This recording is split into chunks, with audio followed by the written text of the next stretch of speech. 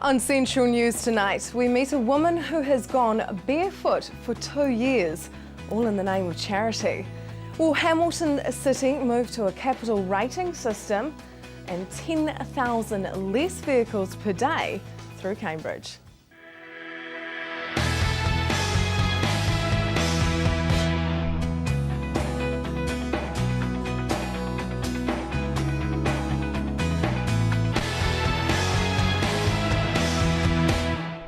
Kia ora, welcome to Central News for Thursday the 23rd of October. I'm Hilary Entwistle. Katie Boom doesn't wear shoes and she hasn't worn shoes for the last 2 years, all in the aid of charity. She talks with Amanda Harper about the challenges of going barefoot and how you too can get involved with Shoeless Day this month. I've been barefoot now for nearly 2 years. I started going shoeless on the 1st of November 2012. So yeah, it's nearly 2 years. And some of the challenges have been just getting kicked out of bars or restaurants, or not being allowed in the first place with my friends, not being able to fly barefoot and walk across the tarmac, and just the cold that you experience in the winter in New Zealand. So yeah, it hasn't been too bad. And have you had any negative reactions from the public? I have just a few. Most people are very positive about it, especially once they find out why I'm doing it and what it's all for. But initially, they give me a funny look and sometimes suggest that I'm homeless or something along those lines. Which isn't a very fair assumption to make, because looking at you, you don't look homeless. The rest of you are very presentable. So tell me, why are you shoeless? So I started shoeless after I lived in Cambodia for nearly 6 months. So that was in 2012, and I had moved there to teach music in the prisons. So I taught music in prison for 6 months in Cambodia and came back really compelled by what I'd seen in the slums in particular and in rural villages around Cambodia, just of the poverty that so many children were experiencing and the fact that they just couldn't get to school because their parents couldn't afford to buy them just shoes and school books and uniforms for school, which seems like a small thing to us here, but when your parents only earn $1.50 a day, there's just no way to make that stretch around to shoes and books and uniforms. So I came back and I just felt like I couldn't go back to my normal life as if nothing had changed because I had changed. So I decided to go shoeless as a way to get people's attention and raise awareness. And did you plan on going shoeless for 2 years? No, I didn't. I initially decided to do 6 months and then it got extended to a year and then it got extended to 2 years. So I think it's safe to say I'll be doing at least another year, but we'll see how it goes. It could be a while. So this year is a little bit different because you've actually created a whole day for it. Now tell me about that. So the idea with the Shoeless Day is that we get 10,000 Kiwis around the country to go shoeless for a day. Again, I've been shoeless myself for nearly 2 years and I fully understand that most people can't do that, but they can certainly do it for one day. And yeah, it's a really simple concept, and I think a very Kiwi concept as well, of going barefoot. Lots of Kiwis like to go barefoot in summer. So we're doing it on the first warm weekend of the year, which is Labour weekend, the Friday before Labour weekend. So then will people sponsor those that go shoeless? Is that sort of a way to raise money as well? Yeah, definitely. We ask people just to donate or raise a minimum of $20. The reason behind $20 is that with our partners in Cambodia, $20 will buy one of our kids' school books, uniforms and school shoes for an entire year.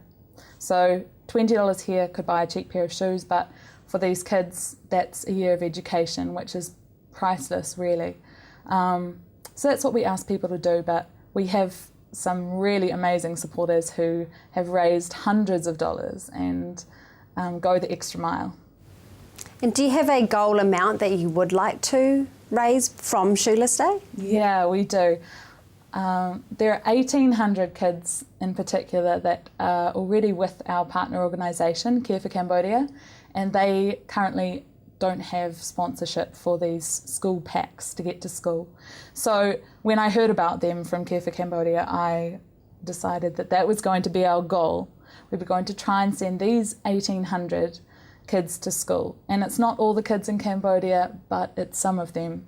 And if you can change one child's life, then the results are astonishing, because they go back to the village often after they've completed education and gone on to university, and they go back to their village in so many cases and are there to help and to input and back into their village, which is amazing.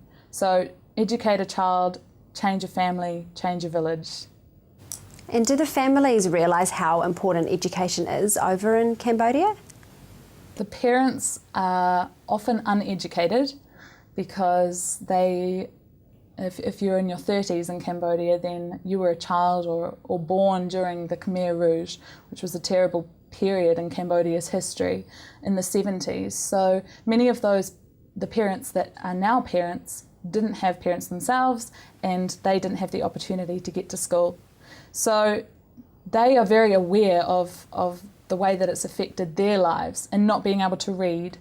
A statistic just came out that 1 in 7 adults across the world can't even read, and it's an astonishing thing because there's no opportunity to further your learning if you can't read.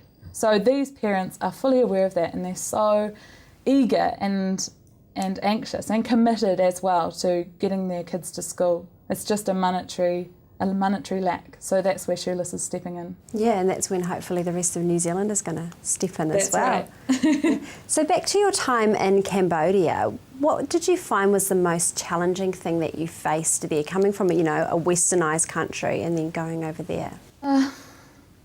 One of the things was seeing, I think, the level of corruption in Cambodia, and I think that's particularly because I was working in the prisons. So whatever the country is like, I think it's exaggerated or amplified in the prisons. So the whole system runs on a system of corruption, which was quite shocking to me, because as Kiwis we're used to a very honest society with a lot of integrity around anti-corruption. We don't experience corruption. So that was quite a shock. And I think seeing the callousness as well with which people could dismiss everyday suffering and poverty.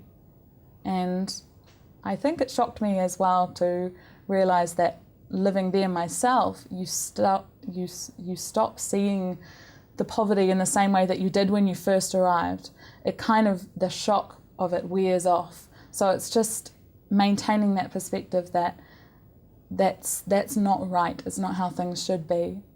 So there were so many things about Cambodia that I absolutely loved, though. I was shocked when I first arrived, but I absolutely love Cambodia and I love the people. Now, just before we finish, how can people get involved? It's really, really easy for people to get involved. Basically, you go to our website, shoelessday.com, and you just sign up. It's just a few details, takes 20 seconds.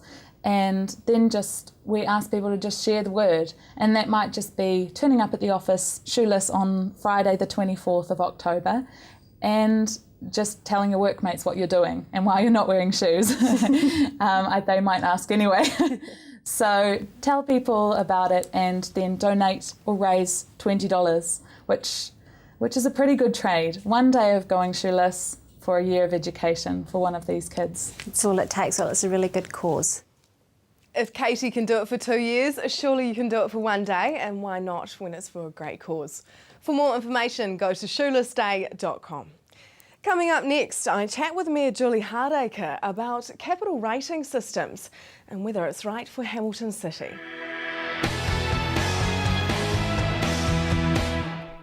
Welcome back to Central News on TV Central. Hamilton City Council's public hearings into a proposal to change the city's rating system from land value to a capital value rating system ran over 2 days last week, with 68 submitters speaking at the hearings.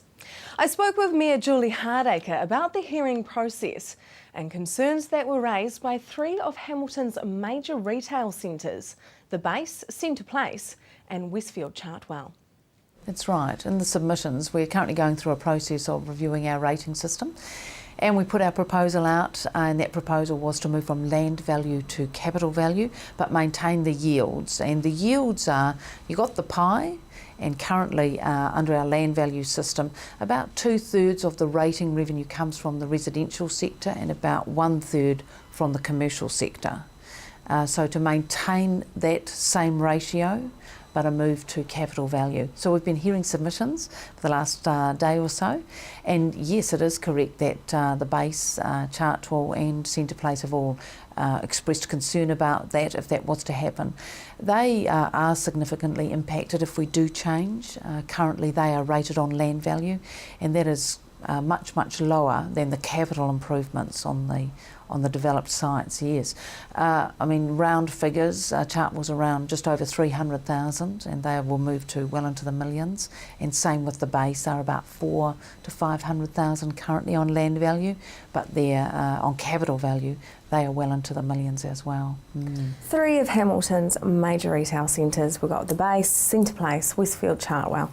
They've raised concerns about that rate increase under the capital value system, haven't they? It is a big jump, that's absolutely right. One of the aspects of this proposal is a graduated implementation over 10 years. And what we found with submitters is even people who are opposed to the capital value system have expressed support for a 10-year rollout if the council did change the rating system to capital value. So we've got a tick on that one, so that's good to know. But certainly there is a lot of discussion about the land value, capital value. Hamilton is one of the last metropolitans to maintain a land value rating system. Right across New Zealand it's capital value. There are pockets that still have land value, but in the main, we're all the councils are capital value. Certainly all the councils around the Waikato are capital value as well. When the Super City was formed, the government legislated to have a capital value rating system in Auckland. So, you know, we've sort of been a bit out of step, but we've heard some very good submissions, I have to say, from some of the larger landowners, such as Tainui Group Holdings and Westfield. Very interesting points that they have raised, and certainly a lot more work being done by our staff to understand some of those submissions, which were really useful. Begs the question then, why has the council not looked at this sooner? Well, how it works in local government is that every 3 years councils are required to review their rating system. Our council has done that from time to time. In fact, in the late 90s, I think it was 1998, 99, the council convened a, sort of like a commission type group who analysed all the rating systems and really did a very big report and recommended to the council that they move to capital value rating. But since then, councils have tried to do that, but it hasn't sort of got through. So I guess I would agree that the public, when they say, how many times do you have to come back to us and have this discussion, I would agree with that. One thing I do know from the past is sometimes the proposals have been quite complex, because there's differentials that are used as a mechanism to even up the 2/3, 1/3. And that can be quite hard to understand. I certainly didn't understand them fully until I came to this job. So we use mechanisms to try and spread out where the rates come from. I think proposals in the past have got into that sort of thing, and that creates misunderstanding. So look, this is a simple proposal. Should we move from land value to capital value, keep the yield the same, roll out in 10 years? And we've had some good submissions on that. We are out of step, that's the reality. I agree, some people, the rates are a big increase. When we did the analysis, 50% go down, 50% go up. Most that go up are around the margins. Certainly in the residential, give or take, around the margins of up or down 10%, 20%. There certainly are some extremes, both down considerably and up considerably, mostly in the commercial sector. It's been an interesting discussion, the commercial sector, because we've got examples, with big increases, but then at the same time, most of the small business areas in the city will go down, some quite considerably. Frankton, for example, would go down. The city, pockets of the CBD would definitely go down. So it is dispersed around, yeah. So we always hear from the people who aren't happy, and those that are happy we generally don't hear from. But I do have to say some of the submissions were really very good, very, very helpful. What were some of those? Well, there was a lot of talk amongst the commercial submitters about the consequential effect of a capital value rating system on investment. Because, of course, capital value rates is assessed on the improvements you put on your property. So for Hamilton, we do want investment, we do want business to invest in their property and grow their businesses. Some of the submitters said, well, they may be reluctant to do that because that will push the rates up because the value of their property will go up. Whereas on land value, you can put all the improvements you like on it, like, for example, the base, and that makes no difference to the rates that you pay. So that's been an interesting discussion. We've also had some very interesting independent analysis done by one of the submitters on the value of, I guess, land value versus capital value as an economic proposition. Very interesting stuff. So some of it's been quite detailed and quite, I guess a real analysis and a real economic analysis, which perhaps in the past we've not had, so that has been very good. A lot of people are just concerned that their rates might go up. They don't mind what system, it's the fact they're going up. A lot of people are talking to us about user pays. A lot of people, even at the public meetings, why do we not have user pay systems? User pays for rubbish, paying for your rubbish bags, for water, for waste. A lot of people submitting on that. So that's been an interesting one. Targeted rates. This council, our council, does not generally have targeted rates. We don't use those mechanisms. A lot of councils do. We just have the general rate. Sometimes, that's hard for people to understand because they're talking about, well, I don't use those services, why should I pay? So lots of food for thought. I'm not sure where we're going to land with this one. A final decision is due on the 30th of October. What's the process going to be from here? Well, at the moment, we've heard the submissions, we've had some good written submissions, a lot less submissions than we've ever had in the past, I have to say. A lot less, yes. Normally we get into the thousands. This year we had about 600 odd. And about, I think, 50 or 60 people wanted to come and speak about their submission. So a lot lower. And I think that's because the proposal really doesn't impact to any great extent on most people, but certainly for some people and some of the large commercial players it does. So the process now is the staff have gone away to cover off all the new points that we heard. They're going to look at those very carefully, and I expect we'll be having a couple of meetings before we make our final decision. Central News will keep you informed on this story, and you can see further information at hamilton.co.nz. Just ahead, your weather for Friday and an update on the Waikato Expressway. Welcome back to Central News. The Cambridge section of the Waikato Expressway starts south of the existing Tamahere interchange and runs for 16 kilometres, ending around 2.5 kilometres south of Cambridge town, where it connects with the existing State Highway 1. Once complete, traffic through Cambridge will be reduced by an estimated 10,000 vehicles per day. Anne-Marie spoke with Mayor of Waipa District, Jim Milcrest, who recently completed a flyover the expressway and also had a bird's eye view of the growth in Cambridge.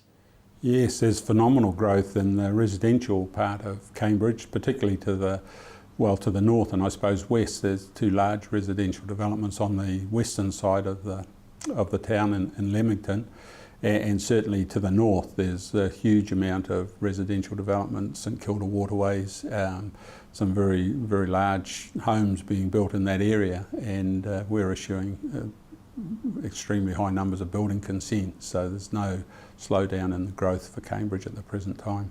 What does that mean for the council and future proofing? Well, from a council perspective, of course, we're working into our 10-year plan now, which really sets the scene, I suppose, for the infrastructure upgrades that are needed, and water and sewerage are our main issues, and stormwater in particular for the north of Cambridge, because it's so flat and it's very expensive to get the stormwater managed in those areas to prevent flooding. So at the present time, they're our major, I suppose, infrastructure items that we're having to consider for Cambridge. But having said that, with growth, you've got the ability to pay for it, and it's really important to make or take that opportunity now while we still have growth, because internationally, of course, we're predicting a worldwide population decline, and that will affect New Zealand. It's hard to imagine at the present time, but we just need to take on board those statistics. Now, the flyover that gave you this bird's eye view of Cambridge was actually for the Waikato Expressway, in particular the 16-kilometre Cambridge part. How's it shaping up? They're making great progress. Of course, they're working the full length of the expressway, the whole 16 kilometres, so as you fly over it, there's work going on all the way along. I suppose starting from the Karapiro end, the huge viaduct that they're putting in there, which is their major, I suppose, engineering feat that they've got on this particular section, but there's all of the interchanges are taking shape now. The main Victoria Road interchange, which will be the entrance into Cambridge, is getting well formed up now, and they've made incredible progress in the first 12 months or thereabouts. So they're still sticking to the story that they won't be finished until the end of 2016, but if we get another good construction year, I think people will be hopeful that they'd finish a bit early. There's an information centre where people can go to find out more, isn't there? Yes, HIBS and NZTA, New Zealand Transport Agency, have set up an information office at their work construction site on Victoria Road. And they will go out and talk to groups of people, and they come and keep council abreast of the progress that they're making on a regular basis.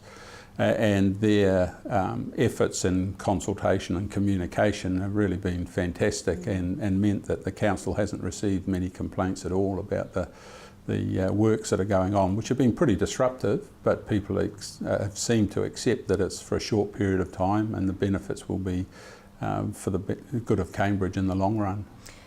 And when it is completed, there's going to be up to 10,000 less vehicles a day through Cambridge. Great for congestion. Are the retail sector nervous at all? They don't appear to be, and the information that we have is that most of those 10,000 vehicles don't stop anyway. And again, a large proportion of them are heavy vehicles, so noisy and polluting, and for them to be able to bypass Cambridge will be fantastic for the amenity value within the town. So from a cafe culture type perspective, which Cambridge is trying to position itself on, I suppose, in a nice boutique place to come and live and shop, I think it'll just have a real positive effect. If you want to come into Cambridge, it's still really easy, but if you want to bypass it, then by all means just carry on south. For up-to-date information on the Waikato Expressway progress, go to nzta.gov.nz/projects/Waikato Expressway. Taking a look at the weather for Friday now, and it looks like it will be a cold night for some.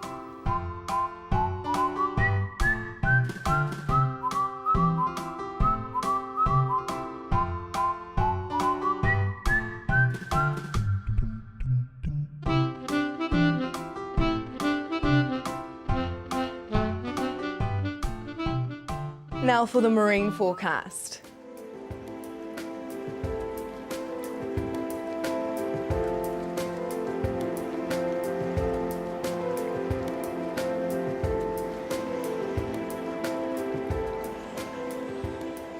That is Central News for today. If you'd like to get in contact with us, you can via our Facebook page, centralnews.tv, or email us news@tvcentral.co.nz. On tomorrow night's program, we find out what is planned for the big birthday celebration for Hamilton, the settlement pattern has changed in the Bay, and anti-bullying. I'm Hilary Entwistle. I hope you have a lovely evening.